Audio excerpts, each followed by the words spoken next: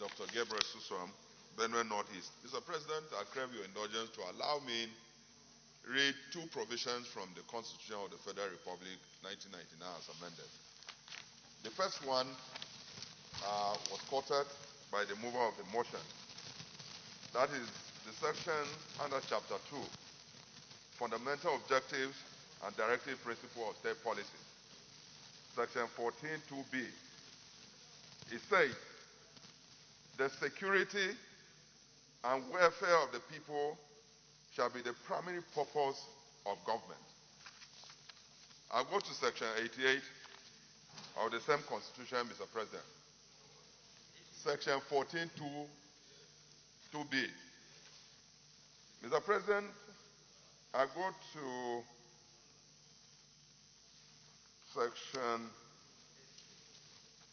section 88 of the Constitution. Just allow me to read sub 1 up to B.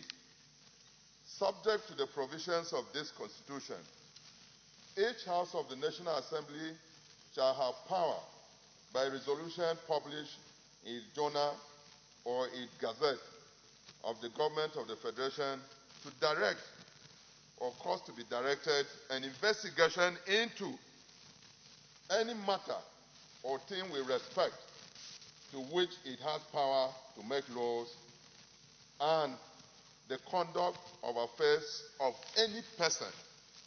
Conduct of affairs of any person, Mr. President. I'll stop there.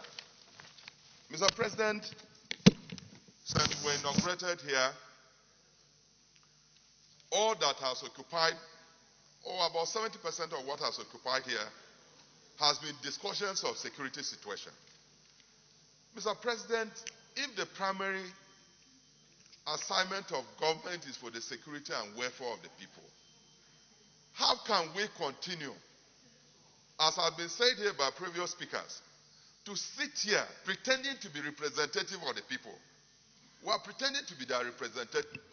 Distinguished Senator Gabriel Suswam, we are not pretending. I say that, Mr. President, with all seriousness, because we need to go beyond where we are today if we are really representing them. Mr. President, we need to go beyond this level. We have discussed this thing for almost 1 year, and nothing has happened. And then we'll continue to discuss it. How can, Mr. President, me and you have children? Over 300 children have been moved. Mr. President, movement of children in that number. Any serious security apparatus within 1 hour, they can rescue those children. We have allowed days to pass. They will begin to disperse these children into small numbers and move them. It means that we don't have a serious security intelligence in this country. And so, Mr. President, we cannot be representing the people and continue to pay lip service to it. We are paying lip service.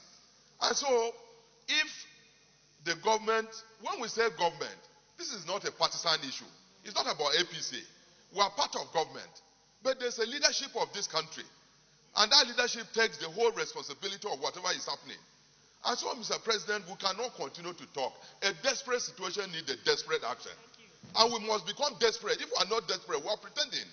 We must become desperate to address this situation. And so, Mr. President, as has been moved, if those security, because I don't think that the issue of change of, that one was sounding like a broken record already. Every day we say change security. It's far beyond that, Mr. President. It's far beyond that. We must call a spade a spade. Responsibility must be taken.